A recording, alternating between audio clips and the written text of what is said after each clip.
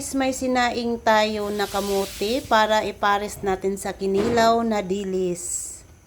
Ito po yung dilis na hugasan ko ng mabuti at mag-ready naman ako ng ilamas, yung sibuyas at luya para sa ating kinilaw. Itong sibuyas at luya, lagyan natin tong suka. Ano to guys? Suka na tuba. Ang ilagay natin at konting asin. Tingnan natin yung kamote guys kung luto na.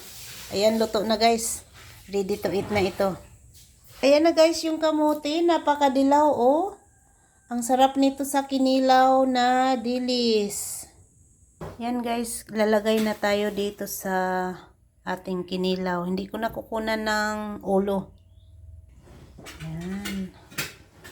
At ihalo natin. Ito ang ating kinilaw ngayon. Maluluto yan siya sa suka kasi ang suka is matapang na po. Sukang tuba ito guys.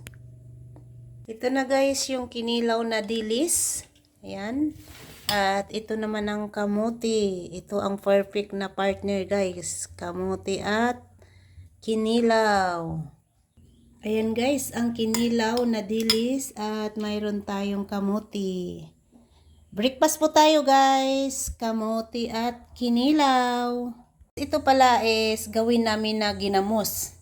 Hinugasan na to ng maayos at mayroon tayong asin. At si mother ang magtimpla. Timplan mo na mother. Pilang kutsara? Pilang kutsara na ang asin? Estimate lang daw guys.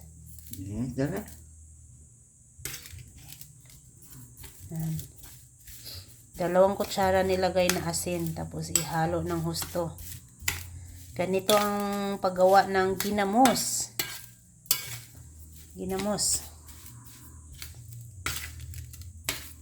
Ihalo ng husto hanggang matunaw yung anong tawag nito? Asin.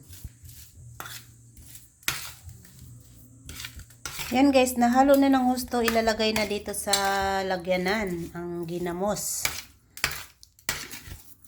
Ang adlaw ni na isa magyamos sa semana? Pwede mo na yun.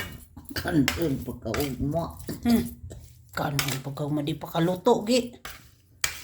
Yan guys, bilang ka ng mga 4 days siguro to 1 week. Yun ang talagang ginamos na. Guys, nilagay na sa lagyanan ang ginamos. Mga 4 to 1 week pwede nang maulam ito. Guys, nalagay na dito sa lagyanan yung ginamos. Ayan na siya. Bilang daw tayo ng 4 days to 1 week bago natin to ulamin. Dahil maluluto na to siya. Yan, di ganong marami ang nilagay naming asin para hindi ganong maalat. Parang tawag dito sa amin pag ganon yung sinabaro. Mabango siya. At hindi ganong maalat. Ayan, sisirado na natin para hindi mapasukan ng bangaw. Ayan na guys, ang homemade ginamos. Ayan. Masarap to guys pag naluto na siya. Thank you for watching. See you sa aking next video. Bye-bye.